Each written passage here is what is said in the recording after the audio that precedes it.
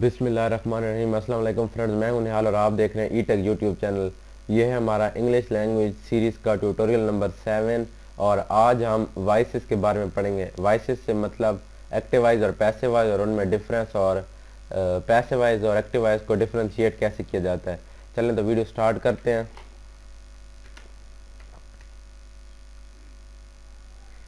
तो सबसे पहले व्हाट इज़ वॉइस। वॉइस क्या होता है?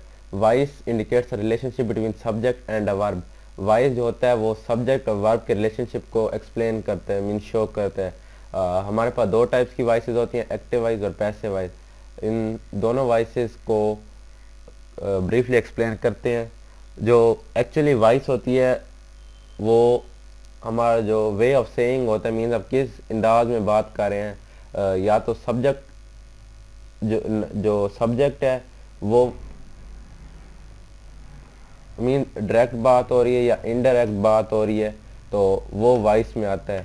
तो पहले एक्टिव वॉइस देख लेते हैं। अब एक्टिव वॉइस में क्या होता है? If subject does something voice is active. अब इससे मतलब क्या है? इसका मतलब है कि जो नाउन है, मीन जो एक्शन परफॉर्म कर रहा है वो सब्जेक्ट है, तो जो वॉइस है एक्टिव है। जैसे फर्स्ट एग्जांपल में शी मेड टी। अब शी ने टी बनाई है। मेड जो है ये वर्ब है और शी जो है वो नाउन है, मीन जो परफॉर्म कर रहा है एक्शन। तो जो शी है वो सब्जेक्ट का काम कर रहा है, तो ये है active voice. Second example we took tea. अब इसमें वी जो है वो टेक एक्शन है, मीन्स वर्ब है, ये टेक का काम कर रहा हो, ये वी कर रहे हैं। तो ये वी जो है ये सब्जेक्ट है और नाउन है, तो ये है एक्टिव वॉइस। थर्ड एग्जांपल में ही रोट अ लेटर। इसमें अब जो ही है वो रोट अ लेटर है,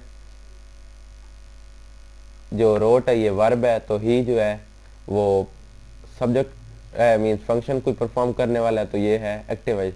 अब एक्टिव वॉइस के लिए ज़रूरी है कि सेंटेंस में subject plus verb plus object होना चाहिए। अगर ऑब्जेक्ट मिसिंग है तो सेंटेंस एक्टिव वॉइस नहीं हो सकता। जैसे अब वी टुक, अगर इधर वी टुक तक होता तो क्वेश्चन इनकम्प्लीट था, तो एक्टिव वॉइस नहीं था, वो सेंटेंस इनकम्प्लीट होता। तो वो वी टुक वो फिर एक्टिव वॉइस नहीं होता, वो इनकम्प्लीट एक्टिव वॉइस होता, मीन्स उसको कंप्लीट करने की ज़रूरत होती।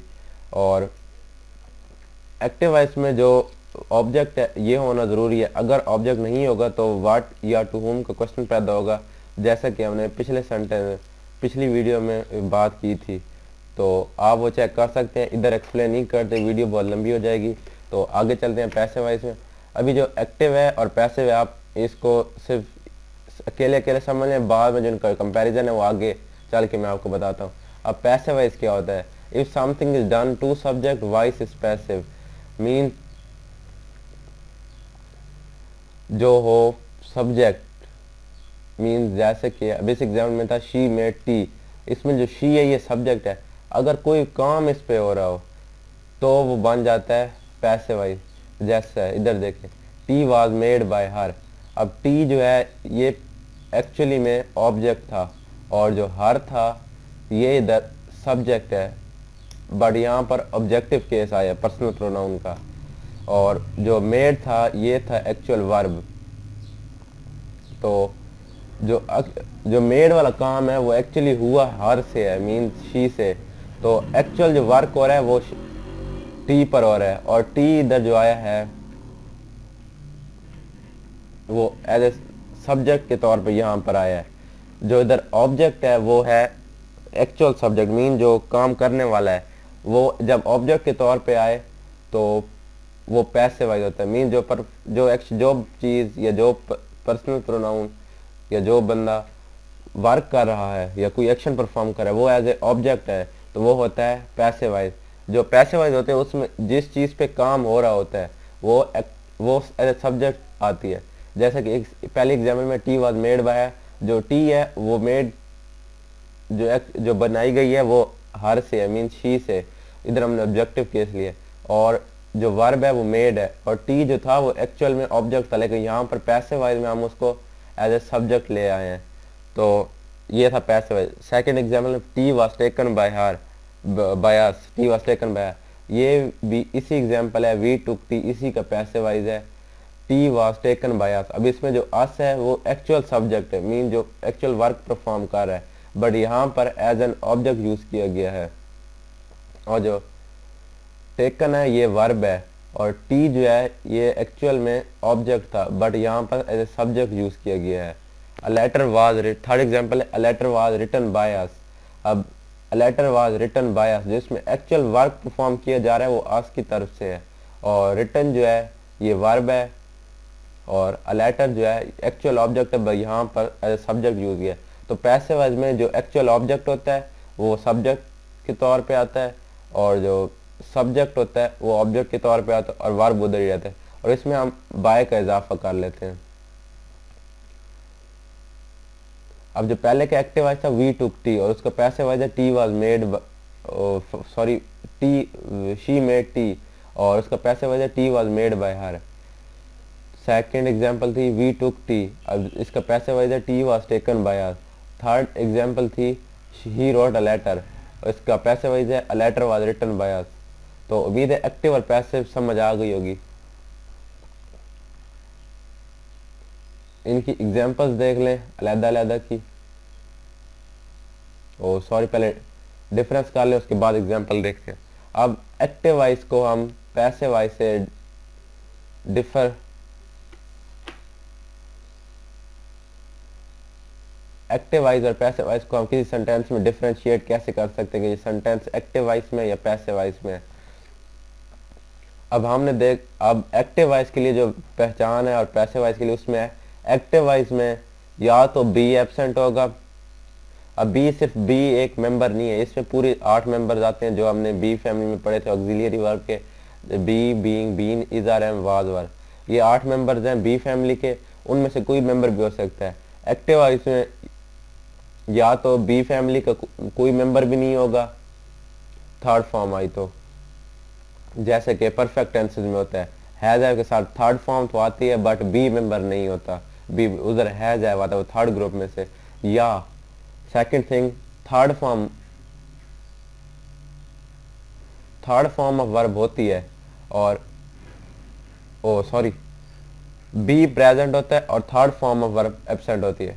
अब ये कैसे होता है, अगर हम देखें कंटिन्यूअस टेंस, उसमें इज, आर, एम या वाज, वर, ये दोनों बी फैमिली के ही हैं, इज, आर, एम और वाज, वर, ये बी फैमिली के मेंबर हैं।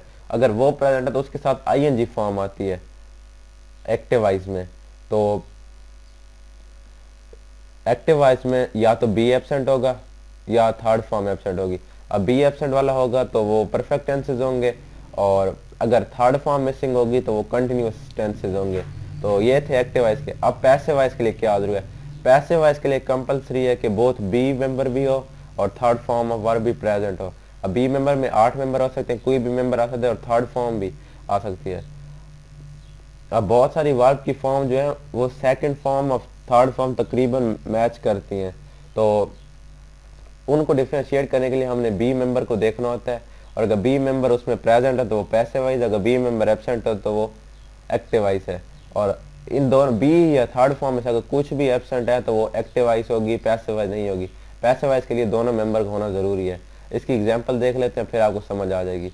ये पहले एग्जांपल है, we are making new preparations, ये है एक्टिव वॉइस।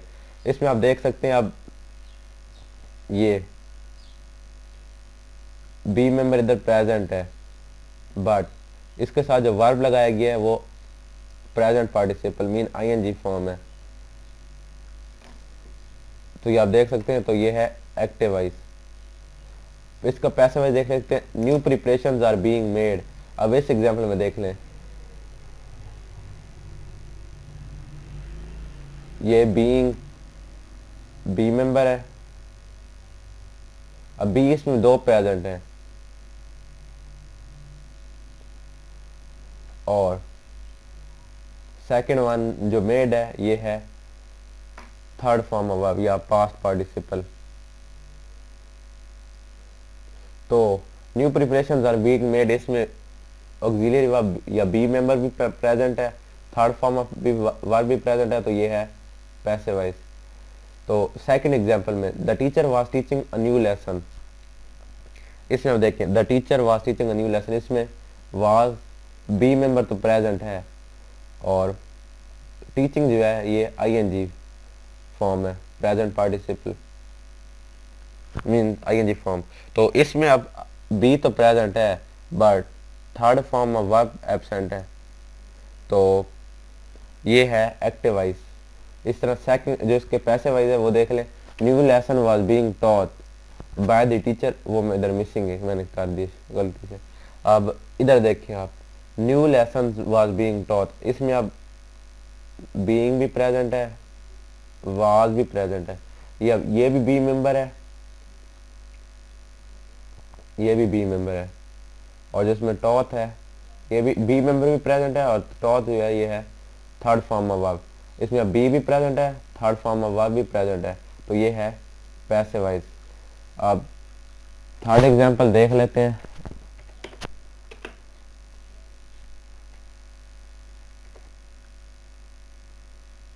थर्ड एग्जांपल देख लेते हैं, the postman has delivered the letter.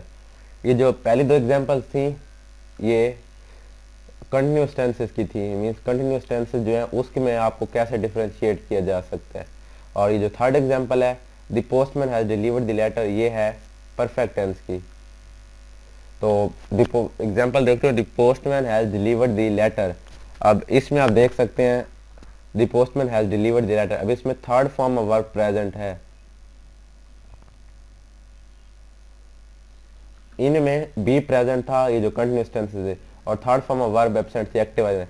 जो ये है इसमें third form of verb present है बट इधर हैज लगा हुआ है, इधर इस सेंटेंस में कोई भी बी मेंबर नहीं है, तो ये है एक्टिव वॉइस।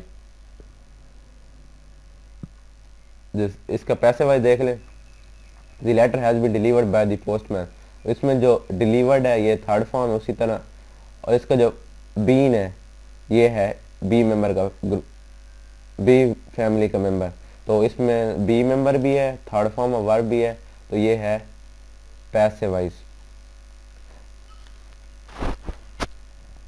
तो ये दोनों डिफरेंस जो थे बी और थर्ड मेंबर का, उम्मीद है आपको समझ आ गई होगी।